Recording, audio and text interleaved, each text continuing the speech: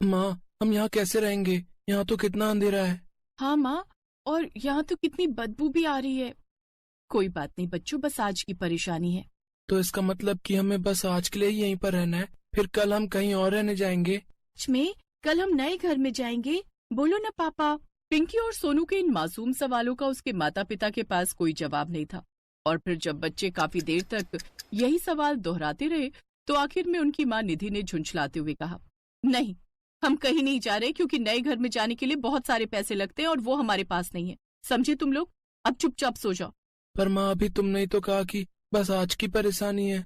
मेरा मतलब था कि तुम्हें बस आज यहाँ रहने में परेशानी होगी, इसके बाद तुम्हें आदत हो जाएगी। फिर ये अंधेरा और ये बदबू तुम्हें परेशान नहीं करेगी मेरे बच्चों। ये कहते हुए निधि की आंखों में आंसू थे, जिनमें छिपा दर्द शायद उसके बच्चों ने भी महसूस कर लिया था। इसलिए वो दोनों इसके बाद बिना कुछ कहे चुपचाप आंखें बंद करके लेट गए। क्या क्या नहीं सोच कर आया था इस शहर में, लेकिन आज क्या से क्या हो गया। अब जो होना था वो हो गया जी, आप ज्यादा मत सोचो। अभी चलकर सो जाओ, कल उठकर सोचेंगे कि आगे क्या करना है। लेकिन नींद उन दोनों की ही आंखों में नहीं थी। सूरज बिना पलके झपकाए उन पलों को याद कर रहा था जो कुछ घंटे पहले ही बीते थे। कांजी सेठ, कुछ तो दया करो, मेरे छोटे छोटे बच्चे हैं, इन्हें लेकर मैं कहाँ जाऊंगा? अरे मैं क्या जानू कहाँ जाएगा है? भाई तेरी मर्जी है, जन्नत में जा चाहे जहन्नुम में, लेकिन मेरा कमरा तो आज खाली होकर रहेगा। चलो रे, जल्दी सारा सामान बाहर फेंको इसका, फिर और भी काम निपटाने चलो। सेठ जी ये कह तो रहे हैं आपसे कि आपको आपके कमरे का किराया दे देंगे, बस कुछ दिनों की मोहलत ही तो मांग रहे हैं। इतने अमीर होकर भी इतना छोटा दिल ना दिखाओ, कुछ तो रहम करो हम पर। तुम जैसे फटीचरों पर रहम करता फिरूंगा तो एक दिन तुम लोगों जैसा ही हो जाऊंगा, और मुझे भिखारी बनने का कोई शौक नहीं है, समझी? ये है कांची सेठ, जिसकी कपड़ा मिल में सूरज एक मजदूर था। लेकिन जब से एक सड़क हादसे में सूरज ने अपना एक पैर खोया, तब से वो कांची सेठ की आंखों में अखड़ने लगा, क्योंकि एक पैर नहीं होने से अब सूरज के काम करने की रफ्तार धीमी पड़ गई थी। ऊपर से सूरज और उसका परिवार अब तक जिस कमरे में रह रहे थे, वो कमरा भी कांची सेठ ने ही किराए पर सूरज को दिया हुआ था। लेकिन इलाज और दवाइयों के चक्कर में कमरे का किराया भरने में इस बार सूरज को कुछ ज्यादा ही देर हो गई थी। ये आप अच्छा नहीं कर रहे हो सेठ जी, मेरी हालत क्या है ये जानते हुए भी आप हमें घर से निकाल रहे हो, सच में बड़े बेरहम हो। हाँ भाई वो तो हूं मैं, और अब जब तुझे मेरे इस गुण का पता चल ही गया ना, तो चल निकल यहाँ से, और दोबारा अपनी शक्ल तभी दिखाना जब मेरे पैसे देने की तेरी औकात हो जाए, समझा? चल। सूरज और उसके परिवार को बेइज्जत करके कांची सेठ और उसके आदमी वहां से चले गए। वैसे तो सामान के नाम पर सूरज और उसके परिवार के पास ज्यादा कुछ था नहीं, लेकिन जितना भी था उसे समेटकर वो दोनों अपने बच्चों के साथ कई घंटों तक दर दर की ठोकरें खाते रहे। पर सूरज की हालत को देखते हुए ना तो किसी ने उसे काम दिया और ना ही सिर छिपाने के लिए छत। फिर जब शाम ढलने लगी तो हार मानकर सूरज अपने बीवी बच्चों को लेकर उस जगह पर गया जहाँ रहने के बारे में वो कभी सोच भी नहीं सकता। विश्वास नहीं होता हम एक गटर के नीचे हैं, लेकिन ये जगह उतनी भी बुरी नहीं है जी। कल मैं यहाँ की अच्छे से साफ सफाई कर दूंगी। उस कोने में एक मिट्टी का चूल्हा बना लेंगे और यहाँ लेटने का इंतजाम हो जाएगा। हाँ, फिर कोई परेशानी नहीं होगी। नहीं निधि, आज नहीं तो कल परेशानी तो होगी ही, हमें इस जगह को भी छोड़ कर जाना होगा। अरे ऐसा क्यों कह रहे हो आप? ये जगह तो सरकार की है ना, और सरकार को क्या पता कि हम यहाँ रह रहे हैं? तो ऐसे में हमें कौन निकालेगा यहाँ से? हमें खुद निकलना होगा। अगर कभी सूखे गटर में पानी फिर से भरने लगा तो अभी काफी सालों से इधर से पानी की निकासी नहीं हुई है, इसीलिए ये जगह सूखी है, लेकिन ऐसा हमेशा तो नहीं रहेगा ना। अब तब की तब देखेंगे, अभी आप ये सब मत सोचो, बस ये सोचो कि ये जगह अपनी है। अच्छा ठीक है, अब तुम सो जाओ। कल सुबह मैं बाहर जाकर फिर से कुछ काम ढूंढने की कोशिश करूंगा और कुछ खाने के लिए भी ले आऊंगा। तुम बच्चों के साथ यहाँ की साफ सफाई कर लेना तब तक, ठीक है? जी ठीक है। और इस तरह उस सूखे गटर के नीचे ही ये गरीब परिवार बस गया।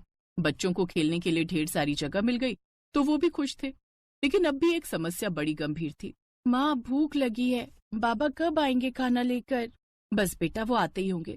बच्चों के भूखे चेहरे निधि से अब और नहीं देखे जा रहे थे। उसने फैसला किया कि अब वो बाहर जाकर अपने लिए कुछ काम ढूंढेगी, लेकिन वो ऐसा कर पाती उससे पहले एक और मुसीबत आ खड़ी हुई। आप आ गए? अब हम तो बड़ा डर गए थे। ये आवाज कैसी है जी? ऊपर क्या हो रहा है? क्या बताऊं निधि, भयंकर बारिश हो रही है, ऊपर हर तरफ पानी ही पानी है, लगता है जैसे सब कुछ बह जाएगा। अरे बाप रे, सुनिए, अगर ऊपर इतना पानी है तो क्या यहाँ भी? नहीं, फिलहाल तो मुझे कोई खतरा नहीं लग रहा, क्योंकि इस गटर का ढक्कन एक तो बहुत छोटा है और कई सालों से बंद होने की वजह से वो जाम सा हो गया है। मुझे हर बार उसे खोलने के लिए बड़ी ताकत लगानी पड़ती है, तो मुझे नहीं लगता कि पानी का बहाव उस ढक्कन को खोल पाएगा। चलो शुक्र है, सच बात है, भगवान के घर देर है पर अंधेर नहीं। क्या मतलब? देखिए ना, ये अमीर लोग कितना इतरा रहे थे अपने पैसों पर, हमारी मदद किसी ने भी नहीं की और ऊपर वाले ने इन्हें इसी बात की सजा दी। अब उनके साथ भी वही होगा जो हमारे साथ हुआ। नहीं निधि, मैं दूसरों के बारे में ऐसा कभी नहीं सोचना चाहिए, बल्कि मुझे तो लगता है कि हमें ऐसे समय में सबकी मदद करनी चाहिए। मतलब हम भला कैसे मदद कर सकते हैं उनकी? देखो निधि, मेरी बात ध्यान से सुनो। असल में ये गटर पानी की निकासी के लिए ही बनाए जाते हैं, खासकर जब बाढ़ जैसे हालात पैदा हों, तो इन्हीं के रास्ते पानी को दूर ले जाया जा सकता है और बाढ़ के पानी को कम किया जा सकता है। अब एक मिनट, कहीं आप? हाँ निधि, तुम सही कह रही हो। मुझे लगता है कि हमें गटर का ढक्कन खोल देना चाहिए। ये क्या कह रहे हैं आप? इससे तो यहाँ भी पानी भर जाएगा और फिर हम कहाँ रहेंगे? एक बार बच्चों के बारे में तो सोचिए। और ये सब आप उन लोगों के लिए करना चाहते हैं जिन्हें हमारे जीने मरने से कोई फर्क नहीं पड़ता। निधि, उन्हें हमारी परवाह नहीं तो क्या, हम अपनी सोच क्यों बदलें? मुझे लगता है कि हमें शहर की भलाई के लिए ये करना चाहिए। लेकिन इसमें हमारी जान को भी तो खतरा है। नहीं, मैं तुम्हें और बच्चों को ढक्कन खोलते ही बाहर निकाल लूंगा। और आप? मुझे यहाँ कुछ देर रुकना होगा। पानी के साथ अगर कोई बहकर आ गया तो उसकी मदद के लिए। लेकिन तुम चिंता मत करो, बाढ़ का पानी कम होते ही मैं बाहर आ जाऊंगा। सूरज के आत्मविश्वास और अच्छी सोच को देखकर निधि हैरान थी और फिर ठीक वैसा ही हुआ जैसा सूरज ने कहा था। सबसे पहले निधि और बच्चों को बाहर निकाल दिया और इसी के साथ बाढ़ का पानी उसी रास्ते से बहुत तेजी के साथ गटर में भरने लगा। इसके बाद भी सूरज ने कई लोगों की जान बचाई और आखिरकार कई घंटों की मशक्कत के बाद बाढ़ का स्तर कम हो ही गया और शहर पर से बाढ़ का खतरा टल गया। सूरज भी सही सलामत गटर से बाहर आ गया था, लेकिन अब वो और उसका परिवार एक बार फिर बेघर हो चुके थे। लेकिन तभी एक चमत्कार हुआ। मैं इस राज्य का गृह मंत्री विश्वनाथ पारिक। जी जी जी सर, मैं आपको जानता हूँ। नमस्ते साहब। जी नमस्ते। लेकिन सूरज जी, अब आप हमसे ज्यादा मशहूर हो गए हैं। आपने जिस बहादुरी से इस शहर को डूबने से बचाया है, उसकी जितनी तारीफ की जाए कम है। जी, पर आपको कैसे पता उस सब के बारे में? सिर्फ मुझे नहीं, पूरे शहर को पता है जनाब। दरअसल जब बाढ़ आई तो हर तरफ हल्ला मचा हुआ था, लेकिन जब अचानक से पानी का लेवल खुद ही गिरने लगा तो सब ये पता लगाने में जुट गए कि आखिर ये चमत्कार हो कैसे रहा है। फिर हमारे सारे सवालों का जवाब दिया उन सीसीटीवी कैमरों की फुटेज ने, जो उस गटर के अंदर और बाहर लगे हुए थे, जिसके अंदर आप थे। आप इस शहर के हीरो हैं। लेकिन एक बात तो बताइए कि आप लोग भला इस गटर के अंदर क्या कर रहे थे? फिर सूरज ने अपनी पूरी कहानी मंत्री जी को कह सुनाई और फिर कमाल है, इस शहर ने आपके साथ क्या किया और फिर उसके जवाब में जो आपने किया वो सच में बड़ा अनोखा है। लेकिन अब हम हमारे शहर की गलती को सुधारेंगे। चलिए सूरज जी, आप हमारे साथ चलिए। लेकिन कहां साहब? अपने नए सरकारी घर में चलकर थोड़ा आराम कर लीजिए, क्योंकि कल से आपको काम पर भी तो जाना है। अरे भाई, सरकारी नौकरी लगी है आपकी, कल से आप हमारे विभाग में काम करेंगे।